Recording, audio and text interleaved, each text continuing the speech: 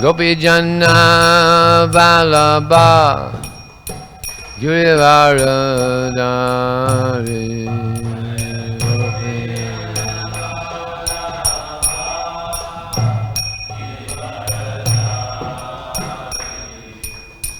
Gopi Jana Vallabha Girivaradari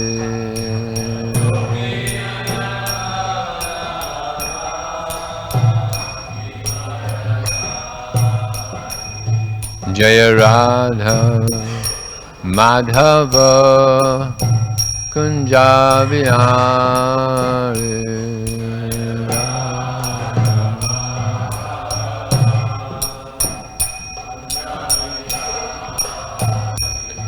Jaya Radha Madhava Kunja Vihari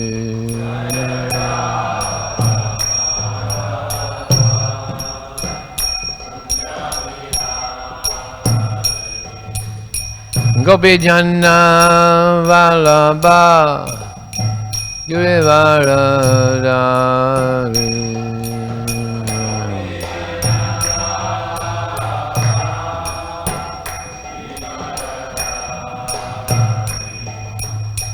Gopi Jana Vallabha Girivaradari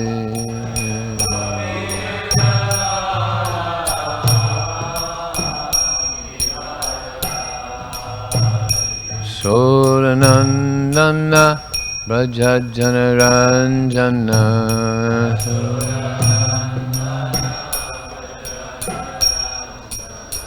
Yasodanandana Brajajanaranjana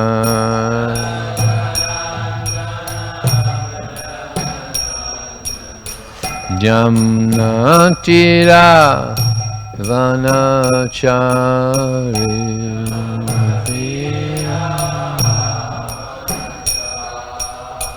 Yamunatira Vanachari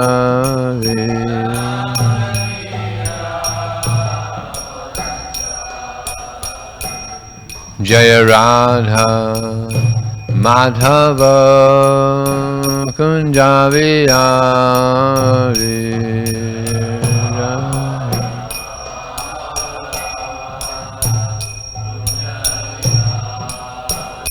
Jaya Radha Madhava Kunjavihari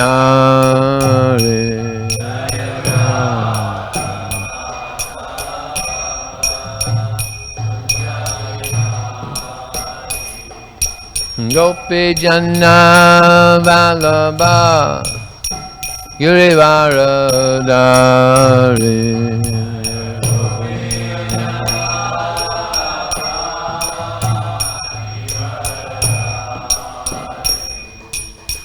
Gopi Jana Vallabha Girivaradari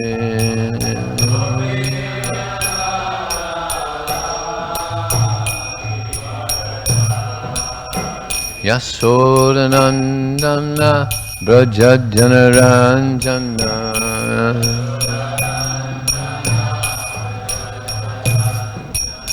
Yasodanandana Brajajanaranjana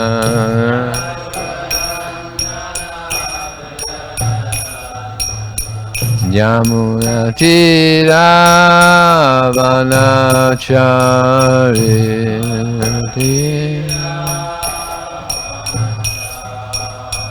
Yamunatira Vanachari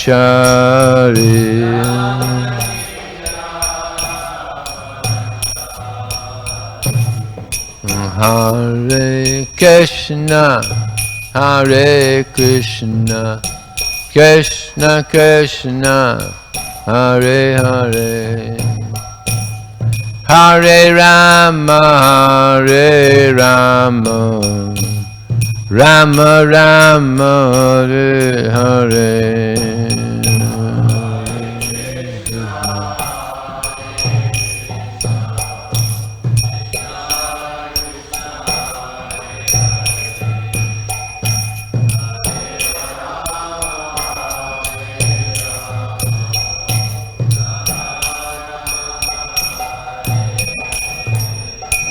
Hare Krishna, Hare Krishna, Krishna Krishna, Hare Hare, Hare Rama, Hare Rama, Rama Rama, Hare Hare.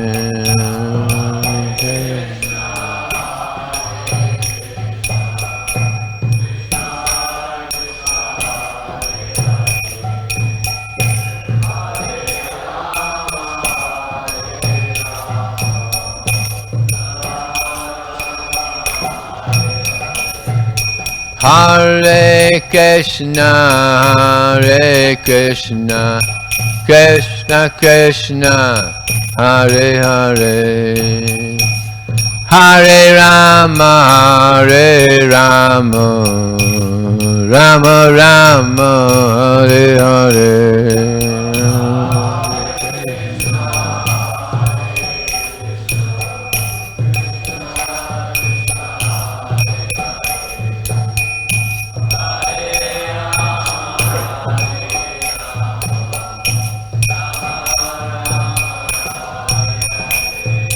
Hare Krishna, Hare Krishna, Krishna Krishna, Hare Hare, Hare Rama, Hare Rama, Rama Rama, Hare Hare.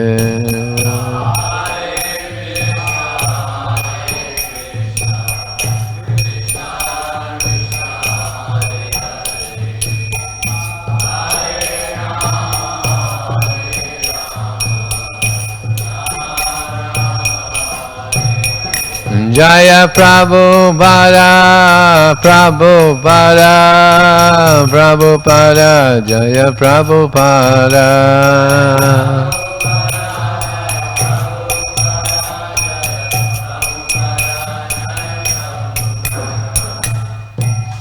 Jana Vishnupad Paramahansa Prabhu Jakacharya Atara Sri Shrimad His Divine Grace Srila A.C. Bhaktivedanta Swami Srila Prabhupada Ki Ananta Guru Vaishnavani Ki Jai Namacharya Srila Haridas Thakur Ki Jai ISKCON Founder Acharya Srila Prabhupada Ki Jai Prem Sikaho Shri Krishna Chaitanya Prabhu Nityananda Shri Advaita Gadadhar Srivasadi Gaur Bhaktivedanta Ki Jai Shri Shri Radha Krishna Gogopinath Samakun Radhakuni Giri Govardhan Ki Jai Shri Vrindavan Ki Jai, Shri Maya Punavdam Ki Jai, Ganga Maya Ki Jai, Jamuna Maya Ki Jai, Tulsi Devi Ki Jai, Bhakti Devi Ki Jai, Sambhila Bhaktivinoda Ki Jai, Transcendental Book Distribution Ki Jai, Harinam Sankirtan Ki Jai, Gau Premanandi, all glorious some devotees, all glorious some devotees, all glorious some devotees, all glorious Shri Shri Guru and Shri Gauranga.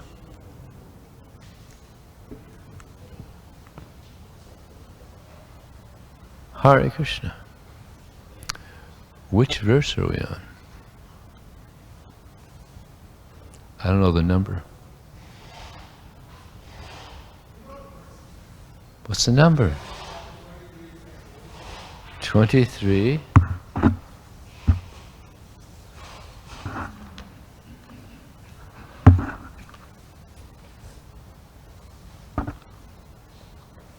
Which text number? 44.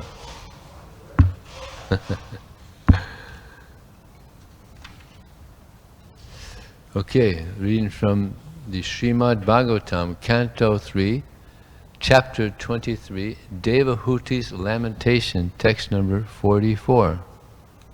I guess we should chant. Om Namo Bhagavate Vasudevaya. Om Namo Bhagavate Vasudevaya. Om Namo Bhagavate Vasudevaya.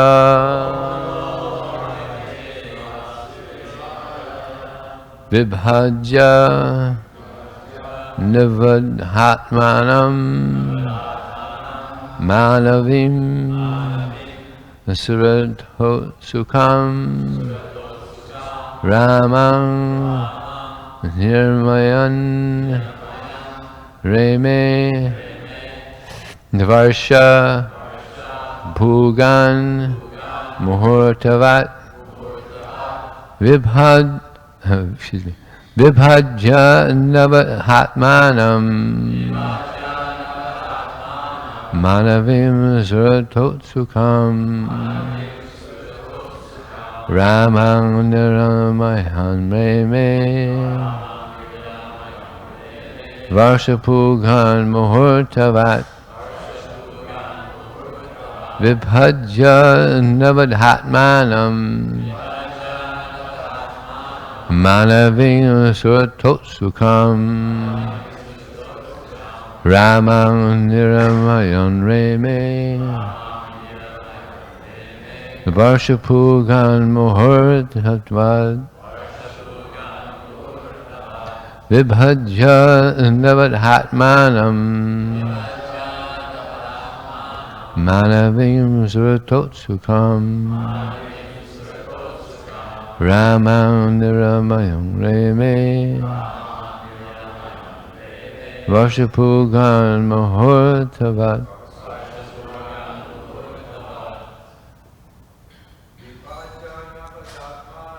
Vibhajya Navadhatmanam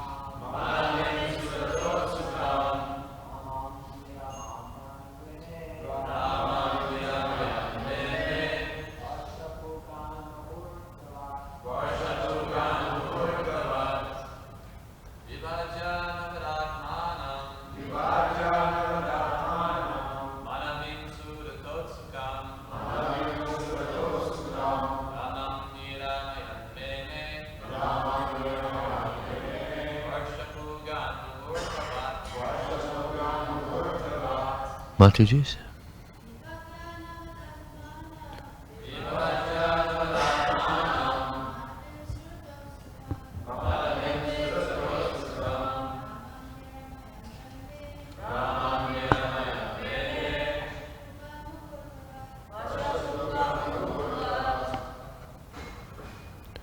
Vibhajya, having divided Navada into 9, Atmanam, himself, Manavim, the daughter of Manu, Devahuti, Surata, for sex life, Utsukam, who was eager, Ramam, to his wife, Niramayan, giving pleasure, Reme, he enjoyed, Varshapugan, for many years, the Muhurtavat, like a moment.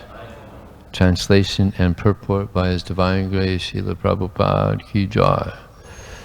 After coming back to his hermitage, he divided himself into 9 personalities just to give pleasure to Devahuti, the daughter of Manu, who was eager for sex life. In that way he enjoyed with her for many years, which passed just like a moment. Purport. Here the daughter of Swayambhuva Manu, Devahuti, is described as Surtotsuka. After traveling with her husband all over the universe in Mount Meru and the beautiful gardens of the heavenly kingdoms, she naturally became sexually stimulated. And in order to satisfy her sexual desire, Kardama Muni expanded himself into 9 forms. Instead of 1, he became 9. And 9 persons had sexual intercourse with Devahuti for many, many years. It is understood that the sexual appetite of a woman is 9 times greater than that of the man. This is clearly indicated here. Otherwise, Kardama Muni would have had no reason to expand himself into 9. Here is another example of yogic power. As the Supreme Personality of Godhead can expand himself into millions of forms, a yogi can expand himself into 9 forms, but not more than that. Another example is that of Sarva Muni. He also expanded himself into 8 forms, but however powerful a yogi may be, he cannot expand himself into more than 8 or 9 forms. The Supreme Personality of Godhead, however, can expand himself into millions of forms, anantarupam, innumerable, countless forms, as stated in the Brahma Samhita. No one can compare to the Supreme Personality of Godhead by any conceivable energetic manifestation of power.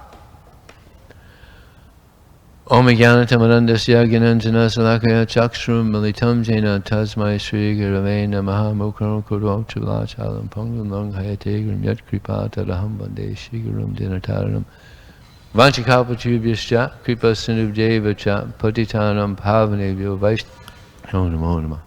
Jaya Shri Krishna Chaitanya Prabhu Nityananda Shri Advaita Gadadhar Shivasati Gaur Bhakta Hare Krishna, Krishna Krishna, Hare Hare, Hare Rama, Rama Rama, Hare Hare. I was surprised when I read this verse yesterday morning. Didn't expect this verse to fall on me. But this is, I was speaking to Archita Prabhu yesterday about this, and also many sannyasis, that a woman could have sex many times in a short time, but a man, he has to wait many hours. So in that sense, but it's not that women are lustier than men, or men are lustier. I mean, some women are lustier than men, and some men are lustier than women. I looked it up yesterday. Every year, about 500,000 women are raped in this country, just in America alone. So it doesn't look too good for the men as far as the lust level. But this is the material world. Everybody has this impurity. Prabhupada said this is a perverted reflection of our love for Krishna. So just Prabhupada explains that this material world is like a prison. Now there's no walls, but we have these subtle walls of lust and attachment to the results. Prabhupada said that these two things go very deep in the heart. Lust and attachment to the results. Very deep in the heart. So these are the walls that keep us in the prison. And it's hard to go beyond those walls. It's described in the Srimad Bhagavatam that by the process of Krishna consciousness, these material desires, these subtle desires, they dissolve by this practice of Krishna consciousness. This is the power of bhakti yoga. There's one great devotee, Jamunacharya, who he was a king, but by the mercy of his grandfather, he became a great devotee. I'll tell you this is an interesting story. He was in the Gurukul, and Bhavashacharya was his Gurukul teacher, and he was a brilliant student, very good student. Now at that time, this is about 1100 years ago, there was a king who had this court pundit. He would go around and he would challenge different gurus and pundits, and if they lost, they would have to pay a tax every year. And if they didn't pay the tax, they'd lose their life. It's pretty heavy, huh?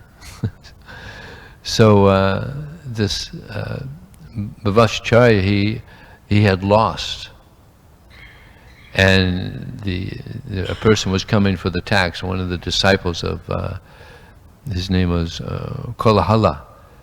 One of his disciples had come to get the tax, but the guru of Yamuna wasn't there.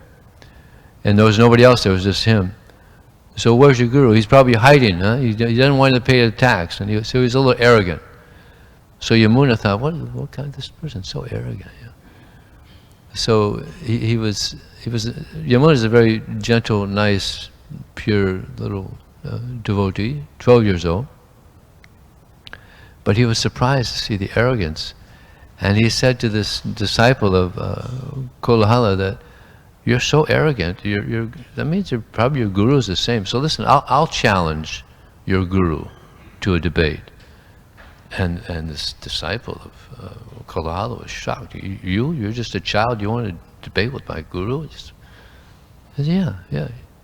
You go and you tell him that I want to challenge him. So he was shocked, and he went and he told his guru, went to the kingdom and told his guru, and the Kolahala just started laughing. What is it? 12-year-old boy's going to challenge me? And the word got out that this young lad wants to debate with Kolahala, and word got out to the king and to the queen, and somehow they knew of this child, because he was a bright boy, and word got out that he was a bit of a scholar, even though he was so young. So the queen, she had some faith that he would be able to defeat Kolahala. And so the king said, well, then put some wager. And she said, all right, if he loses, then I'll become the maidservant of my servant. So he said, whoa, that's a pretty big wager. And he said, and if he wins, the king said, then I'll give him half my kingdom. So this is becoming a big thing. So this word got out all around the kingdom that this young lad is going to challenge and debate with Kolahala, the big pundit, of the king. So it was a big stadium and everything, and the debate began. So Kolahala, he started asking him, simple grammar things, and he answered them very quickly, Yamuna. And then he asked some more difficult questions, and Yamuna was able to also answer them. And then he said, all right, now you ask them to me. He said, all right, I'm going to make some propositions to you. And if you can refute them, then I'll accept defeat. Okay. Your mother is not barren. Now the Kolahala is like, what? I'm standing here. How can my mother be barren? So he didn't say anything. And then he said, the king is the most righteous, pure-hearted king. Refute this if you can. Again, he can't say anything. These some trick questions here. He couldn't say anything. And the king's wife, she is the most chaste of all ladies. And again, he's dumbfounded. He said, "This is blasphemy. You want me to refute what what you're saying about the king and the queen? You refute them. If you don't refute them, then your life should be taken." He became very angry. And then the supporters of Yamuna said, "No, he's been defeated. He can't. He's angry, but he's been defeated." And then so it became a big argument there. And then Yamuna said, "No, it's okay. I'll refute them myself." So he said, the mother of Kolahala is barren because it said in the Manu Samhita that if a mother has only one child, she's considered barren, and you're the only child. And it's also stated in the Manusamhita that the king, he accepts 1/6 of the pious credits of the citizens and also 1/6 of the sins. So he's accepting 1/6 of the sins of this kingdom. So he's not pious. He's accepting sin. And it's also stated in the Manusamhita that the king is a representative of 8 demigods. Agni, Vayu, Jamaraj, etc. So the wife of the king, she has 8 other husbands. So the queen said, Alabandara, Alabandara, he's conquered the Kalaveha, was it? Kalaveha. So he won. He won the debate. So the king gave him half of his kingdom. He's a 12-year-old boy. So many of the other kings heard that this child has this half kingdom. So they attacked. But he also got half his army, and he was sharp. So he was able to conquer these other kings that tried to conquer him. So now he's 12 years old. He's got this kingdom all of a sudden. And so he's living the life, of a prince, kind of a prince first, and he becomes a king. And this is going on till he's 35 years old. And then his grandfather, Natamuni, was getting ready to leave his body, and he has one disciple, Ram Mishra, who said, Gurudev, is there anything I can do? You're leaving soon. Is there anything you want me to do? He said, yes.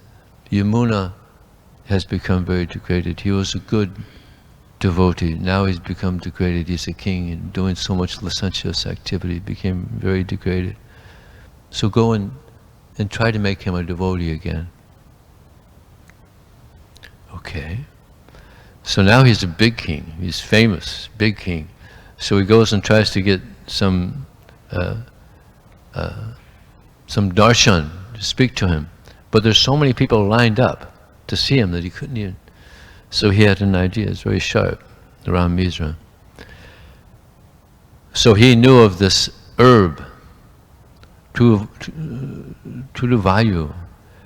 So he brought this herb to the kitchen and told the cook, cook this herb. It's a very tasty herb, and I think the king will like it. So he was making this every day for the king. And it also helped one become peaceful. And so he was doing this every day for 2 months. And then one day he didn't show up. And the king liked it. So when it didn't show, when that preparation didn't come, the king asked the cook, where's that preparation that was? There was one sadhu, he was bringing it, but he didn't come today, so I wasn't able to serve it to you. He said, if he comes again, I want to see him. So the next day, he showed up. So the king said, this nice vegetable that you've been bringing is very nice. Please bring it every day. He said, yes, I can do that. And I also have good news for you. Your grandfather has left you a great treasure. And the king was happy to hear this news because he wanted to conquer. So he said, all right, we'll bring some soldiers and we'll go and get this treasure. He said, no. To get this treasure, we have to go alone, just you and me. Okay.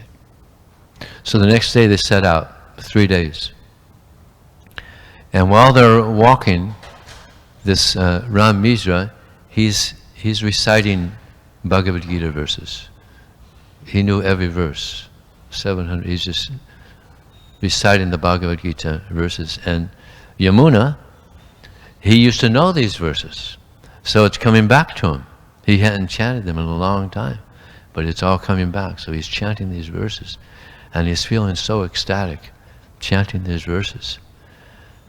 So after a couple days, he's just so happy, just chanting these verses, and he pays obeisances to Ram Vishnu and says, please accept me as your disciple. He was getting purified. So he said, okay, I can accept you. And as far as the treasure, I don't want the treasure. I just want to serve Krishna. He said, no, your grandfather has given you this treasure. We should go and you should get this treasure. So they continue their journey. And they go to Sri Rangang Kshetra, 7 walls, and they have the deities in there, beyond these walls. And they got to where the temple room was, and said, this is the treasure that your grandfather has left you. And there's the deity of Sri Ranganath. And he's so happy. Yamuna is so happy. He goes and he pays dandavats in front of the deity. And he's just crying. He's so happy that he's now become a devotee again. And he renounced everything. He gave some of the land, some of the properties to the temple there, and he gave some to other situations, other persons. So he became a great devotee. He became such a great devotee. To this day, he's famous as Yamunacharya. And he wrote many books. And there's one verse that Prabhupada many times quoted. Yadavadhi mama cheta Krishna padaravinda never rasadami rantimasi tadavadhi bhatanari sangamani smaryamani bhavati mukha vikara sustu nishtivanamcha. He says, since I've been engaged in the loving service of Krishna, experiencing ever fresh pleasure at every moment, whenever I think of sex life, my lips curl in distaste and I spit at the thought. So this is the higher taste. Back in the early days of ISKCON, there were some very fanatical brahmacharis and sannyasis, and a Mataji would walk by and they would spit. Yeah. They're very offensive, right? And of course they all got married. Very offensive. So Prabhupada said we address the ladies as mother. We're the most respectful towards our mother, right? The only person I ever opened the door for before I joined the Hare Krishna movement was my mother. So much respect for our mothers. So women should always be given so much respect, like our mother. So we got to get this higher taste. If we get the higher taste, then we're able to give up this lower taste of sex desire. Of course, this is the main taste in the material world, but it's nothing compared to the taste of love for Krishna, as we heard from Yamunacharya. This is the inner happiness of the soul, not just some external. Sex life is just the pleasures of the animals also. Pungsakstrayami bhavmitam tayormitor vigrantimo atogriak seta sataptivitar janashimoho yamahamameti.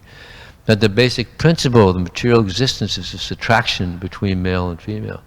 And on the basis of this illusion, which ties a knot between the two, they become very attached to family, to money, to land, and thus it increases life's illusion, and one just thinks in terms of I and mine. So, of course, this is the main hurdle that we have to cross. But Krishna says, Machchita sarvadavgani mapprasada trishasi ashatar tangahankam nasoshvi vanakshasi. He says, if you become conscious of me, you'll cross over all the obstacles on your path to pure devotional service. If, however, you act out of false ego, not hearing me, then you'll be lost. So if we think of Krishna, then we can become free of all contamination in this material world. In the purport here, Prabhupada mentions this verse in the Brahma Samhita, Advaitam achutam anadim anantarupam adyang purana purusang navayovanam vedesa durlam atma bhakta govindam adi purusam tamaham bhajami. So Krishna, he has unlimited forms, and his form itself of Krishna, it's unlimited. So this is the position of Krishna. He's so great. We can't imagine the greatness of Krishna. But by hearing about Krishna, by chanting the names of Krishna, serving Krishna, we become purified and we're able to understand something of the greatness of Krishna.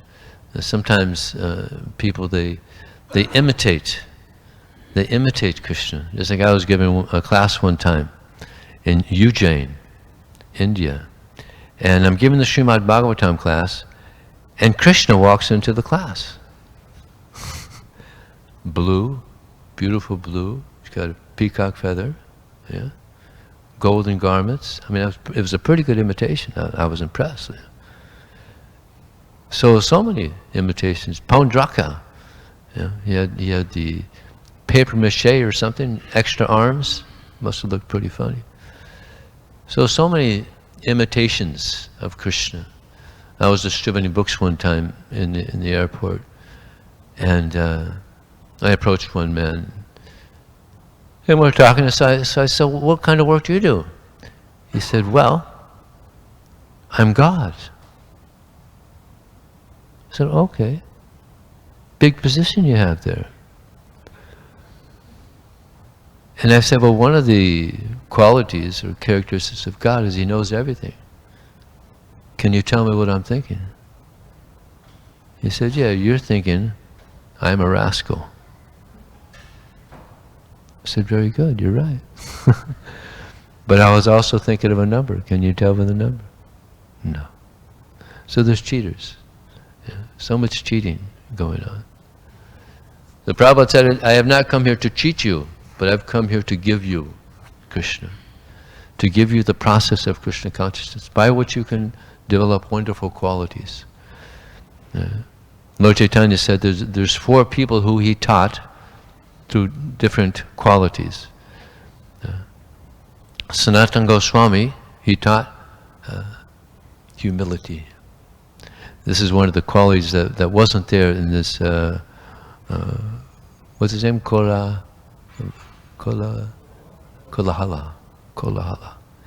He didn't have humility. He had knowledge, so much knowledge he had, but no humility. Sanatana Goswami, he was so humble, but he had so much knowledge. He knew so many languages, and he knew so many verses, and it was very knowledgeable and very respected. But when he went before Lord Chaitanya, he said, Kayami, who am I? He's very humble. Humility is the crown jewel of devotional service. It's so important. And through Ramananda Roy, he taught that one can be, can transcend the sex life. He used to do dramas, and he was so transcendental that he would engage these ladies in dramas, and he would touch their private parts, and it was like touching wood, because he knew that this body, what is it? It's just dead matter. It's just dead matter. And he had that 100% realization, it's just dead matter. There wasn't a tinge of lust. And through Haridas Thakur, he taught tolerance. Because they threatened to kill him. And he wouldn't stop chanting Hare Krishna, the Muslim leaders. They wanted to kill him because he was a Muslim. He was taking up the Hindu way. And what did Haridas Thakur say? Hey, what's the problem? There's so many Hindus become Muslims. So one Muslim becomes a Hindu. What's the big deal? No, they couldn't tolerate that. So they decided to kill him. So they were beating him. They were beating him. And Lord Chaitanya, he wanted to kill these rascals that were beating him. But what was Haridas Thakur doing? He was praying to Krishna. Please, Krishna, forgive these personalities. Please forgive them. And give them your mercy. So this is a devotee. Here he's being beaten and he's praying to Krishna to give mercy to them. Forgive them. Amazing. An amazing level of tolerance and forgiveness. And then Damodar Pandit, he taught the quality of constructional criticism. Yeah. It's like Vijaya Prabhu, he once said that, I live to be corrected. So it's good to be corrected, but it has to be done in a nice way. But there was one time where Damodar Pandit, he kind of went over the line, and Lord Chaitanya had this one. There's one boy that would visit Lord Chaitanya every day, and Lord Chaitanya would spend some time with him, speaking to him, getting news. And so Damodar Pandit told the boy, "You shouldn't go and see Lord Chaitanya anymore," because he was the son of a lady who was a widow, and she was young and attractive. So he thought it was bad because he's going to visit Lord Chaitanya, and he's the son of this widow, so people are going to talk. So, but the boy wouldn't listen to him. He would still go and see Lord Chaitanya. He was attached. He liked Lord Chaitanya, of course, loved Lord Chaitanya. So then Damodar Pandit he was so bold that he went to Lord Chaitanya and said, "Lord Chaitanya Mahaprabhu, you're the Supreme Personality of Godhead. Everything is wonderful about you, but you're seeing this child in it, and people are going to talk because he's the son of a widow." So Lord Chaitanya was amazed that he could be so bold as to correct him. So he actually, it's mentioned that he saw him as his friend, because he was correcting him, but then Lord Chaitanya sent him away to Navadvip to take care of his mother. So there's different personalities that were expert at doing different services, and by practicing Krishna consciousness, we also become expert in our different types of service. So therefore, we're very fortunate to be on this path, on this journey back to Krishna. So maybe I'll stop there. Is there any question or comment or correction? Yes, Prabhu.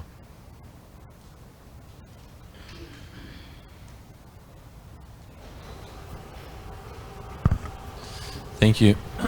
Thank you for the class, Vijaya Prabhu. With this nice pastime of Yamuna Acharya, was it that he lost his higher taste, or that it was just dormant for some time? Like what kind of made him lose his higher taste? Right, because he was a devotee when he was 12 years old, and actually it's very common in our ISKCON society also that some boys are just super fired up.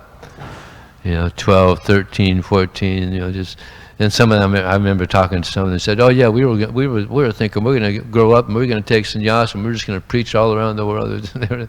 A lot of enthusiasm, but then as they got older, the hormones kick in, and it becomes difficult. So yeah, now on top of that, he's going in his teenage years. And he's a king, so kings get pretty much whatever you want. And he was smart, materially and spiritually. But he lost that spiritual vision because so much opulence, whatever he wants, pretty much. So it's difficult to maintain that. So yeah, he became. It's mentioned that he became very licentious and so much sinful activity. Sense gratification. So yeah, he lost that. But his grandfather was very merciful. So this is the mercy of a devotee. And therefore we have to associate with devotees. There's a verse by Prabhupada Saraswati Thakur. He says, "My path is difficult. My feet are slipping again and again. I'm blind. Therefore, may the devotees help me by granting me their stick of mercy as my support." So we need the mercy of the devotees, otherwise there's no hope. So you're very fortunate. So many nice devotees here to get guidance from. So we should take advantage of that, serve the devotees, and try to please the devotees. Okay, anything else?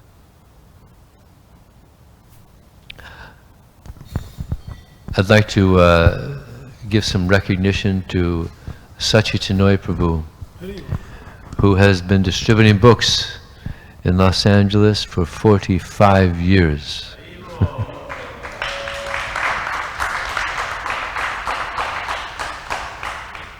And he's still going strong.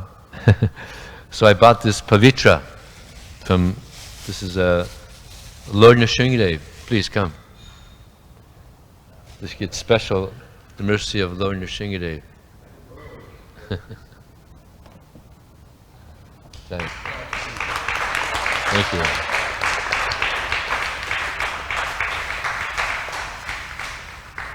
A good example, a good inspiration for the other devotees here. Okay, anything else? Thank you very much. Srila Prabhupada ki jai.